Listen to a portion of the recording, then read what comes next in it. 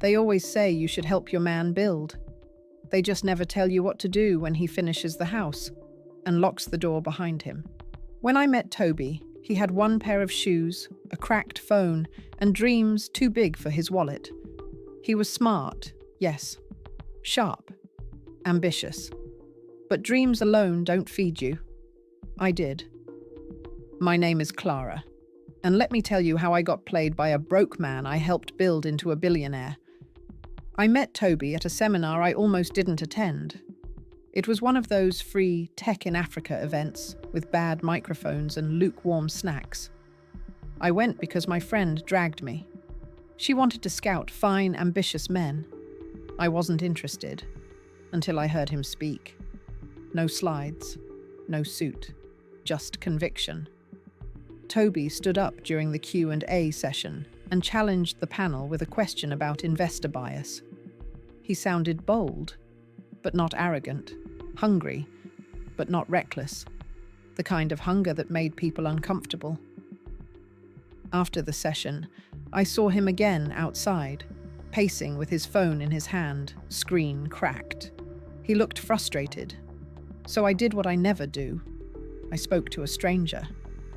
"Your question was the only interesting part of that whole session," I said. He laughed and said, "Thank you. I just wish interesting questions paid the bills."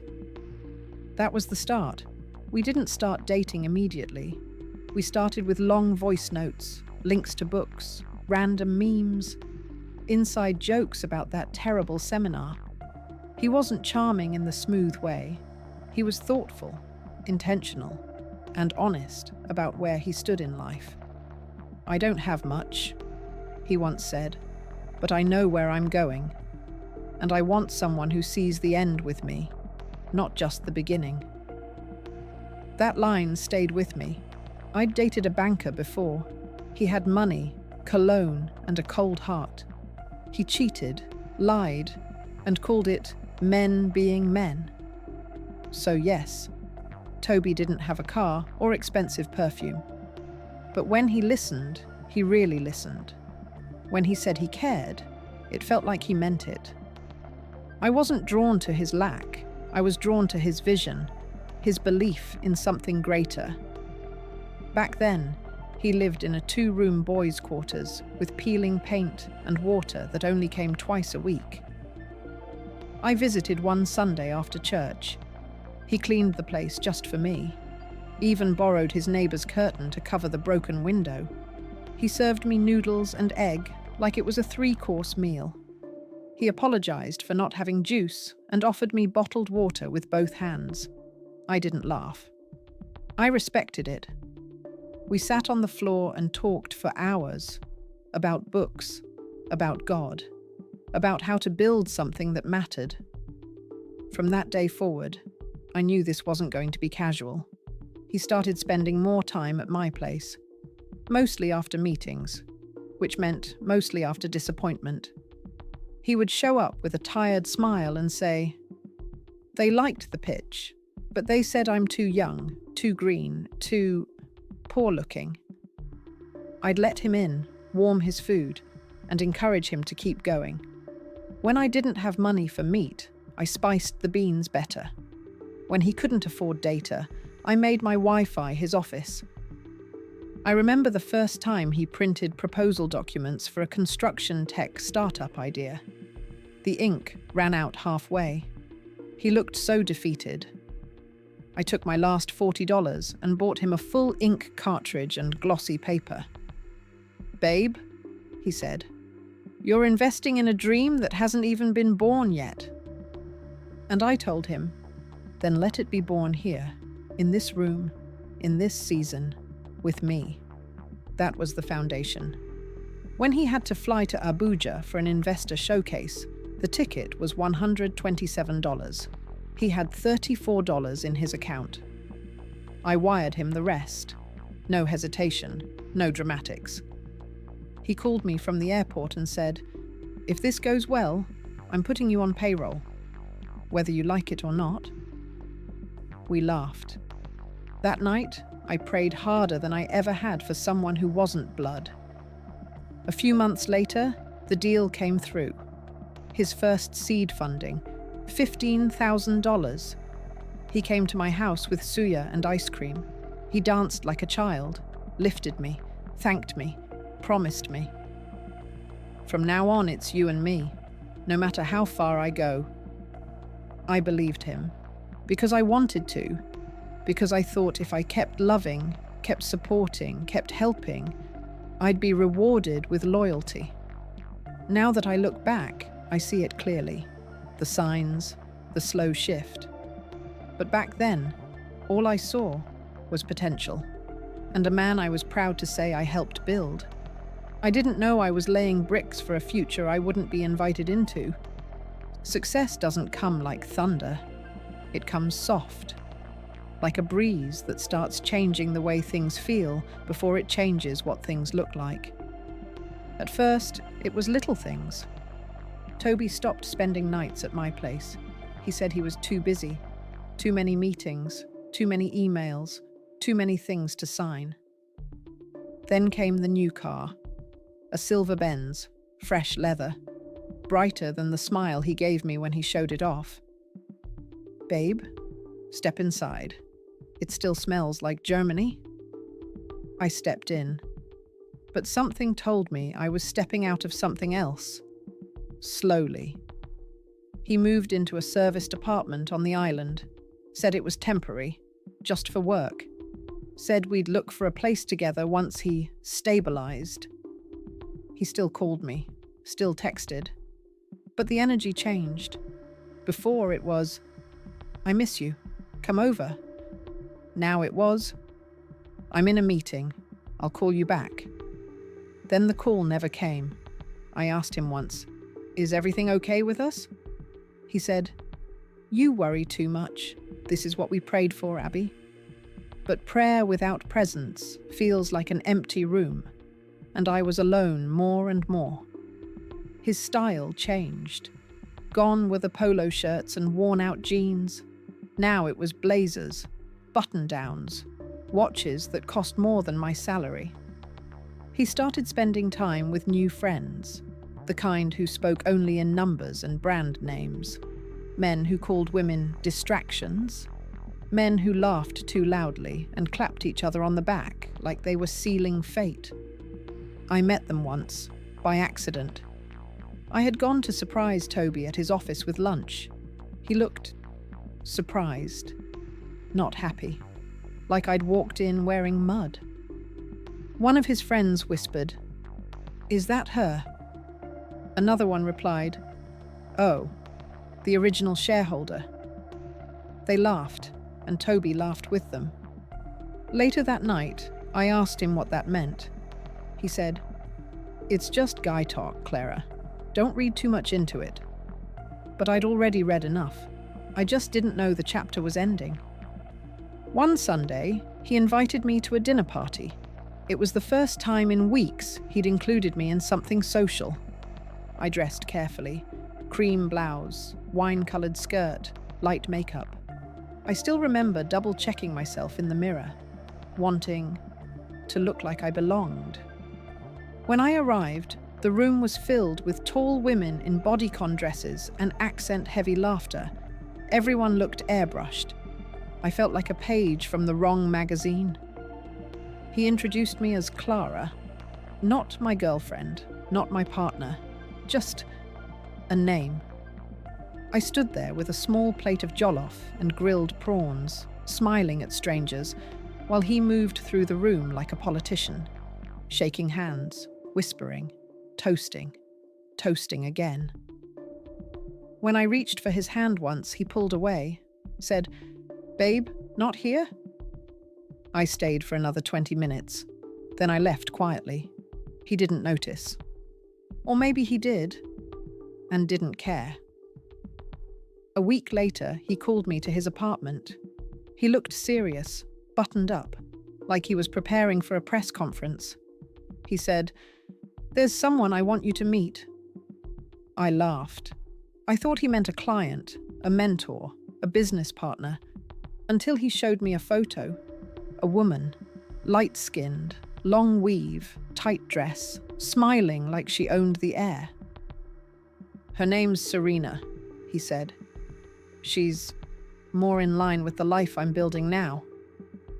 I froze, then whispered, "What are you saying, Toby?" And he replied without flinching, "I can't take you where I'm going. You're not ready for that world." Just like that. Not with anger, not with shame. Just a clean, quiet cut. The man I helped feed was now feeding someone else, with a spoon I polished. And all I could say, all I did say, was, "Okay." Not because I was okay, but because I knew that if I opened my mouth, I wouldn't stop screaming. That night, I went home, sat on the edge of my bed, and cried without sound. Because the betrayal wasn't just about love. It was about effort, about memory, about watching someone you helped climb kick the ladder down behind him. People think the worst part of heartbreak is the moment it happens. But the truth is, the silence that comes after. It lingers. Toby left me clean. No fight, no drama. Just the soft cruelty of indifference.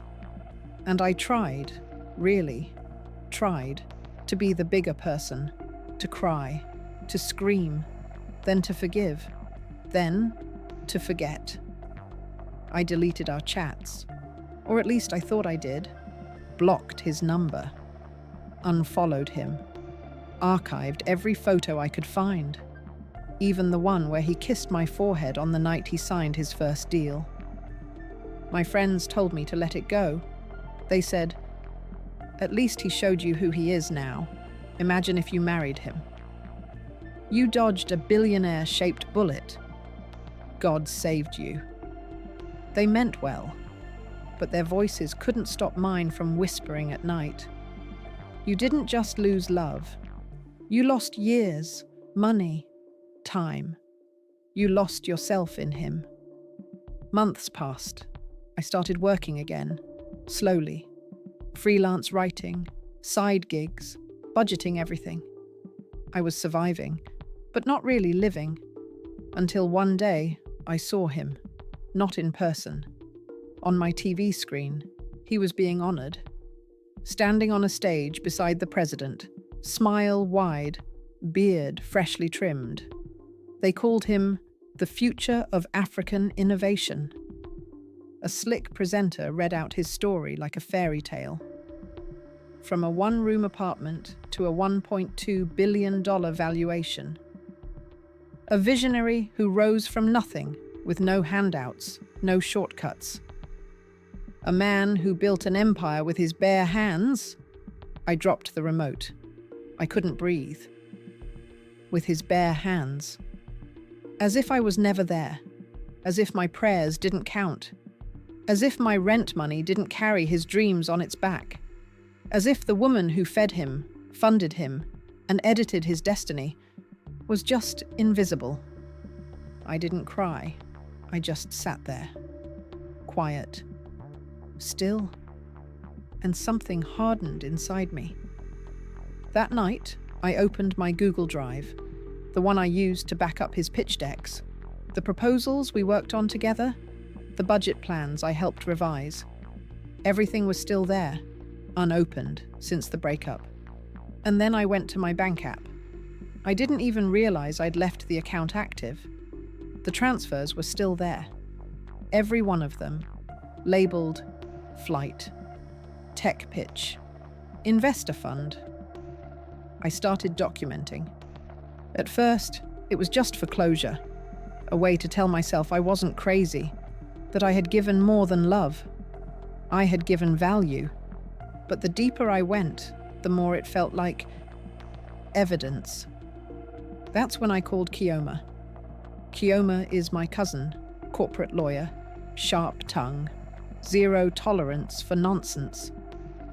She listened as I told her everything, from the day I met him to the day he told me I wasn't fit for his new life. When I finished, she said, "You want revenge or justice?" I said, "What's the difference?" She said, "Revenge is emotional. Justice comes with paperwork.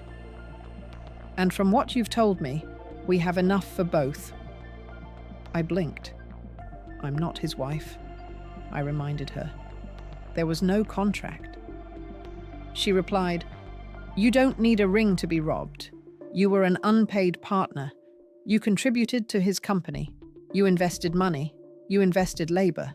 That's called unjust enrichment. He got rich off your sacrifices. And you got silence." That was the moment everything shifted. I wasn't trying to hurt him. I wasn't bitter. I wasn't angry. I was done being quiet. We started building the case.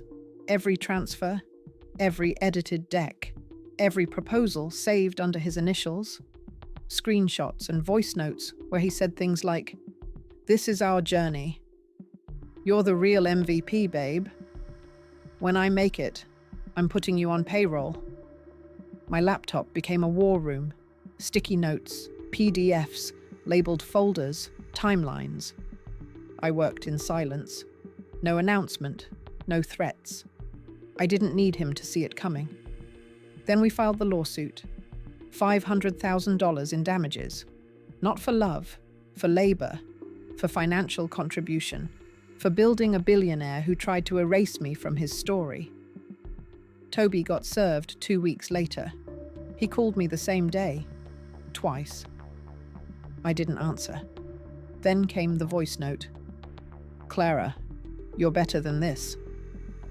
You really want to drag me to court like some gold digger? Don't do this. You're emotional right now." I saved it, and still didn't respond. Because this wasn't about emotions. It was about equity, the kind they never give women who were there before the money. Especially women who stayed long enough to build, but not shiny enough to be shown off after. They say when a rich man wrongs you, just move on. Because he has power, he has lawyers, he has control. But what they don't tell you is, once a woman reaches the point of no return, control shifts, and I had nothing left to lose. By the time the story hit the media, it was already too late to spin it. Billionaire CEO sued by ex for $500,000, emotional labor, financial backing at center of case. Was she the woman behind his rise? Court to decide in landmark suit. Not bitterness, just receipts. Woman sues. Former partner for unpaid contributions. People didn't know whether to laugh, debate, or repost it for clout. But they knew my name now, not as his woman, as my own. Court day. I wore a clean navy blue dress, no drama, pulled my hair back, pearl earrings, simple, sharp. Toby arrived in a charcoal suit, sunglasses, and that cold, practiced smile he'd perfected on red carpets, flanked by 2 top lawyers, security trailing behind him. His new girlfriend wore a gold dress and lip gloss so loud it caught the light. She didn't look at me. She didn't need to. She didn't know the version of him I knew. The one who once cried over a bounced check. The one who once said, "I just need one person to believe in me." That person was me. Now I was the one standing across from him, and he didn't even say hello. Inside, it felt less like a courtroom and more like a performance. The judge was a woman, thank God. She didn't smile once, didn't blink too long. She let the facts speak. And we had facts. My lawyer laid everything out, one line at a time. The bank transfers, the voice notes, the Google Drive full of documents, time-stamped pitch decks with my notes all over them. Proof I helped him register the business. Proof I introduced him to one of his first investors. And the messages. Oh, the messages. This is our dream. You're the reason I'm still pushing. When I make it, it's you and me, ride or die. The courtroom was silent, like even the walls were listening. Toby's lawyers tried. They called it a personal relationship, said I helped him because I cared, said there was no contract, no agreement, just love. But my lawyer, Kioma, fierce and flawless, replied, "Then let the record show. She cared with her money. She cared with her time. She cared with services other people get paid 6 figures for. If this were a business partnership, she'd be listed as a co-founder. But because she loved him, she was expected to walk away empty-handed." The judge nodded, jotted something down. That's when I knew. This wasn't just about Toby anymore. This was about every woman who gave everything and was told to be grateful she got to give it all. They tried to question my motives. "Are you doing this because he hurt you?" I said, "No, I'm doing this because he used me, and I let him. But now, I know better."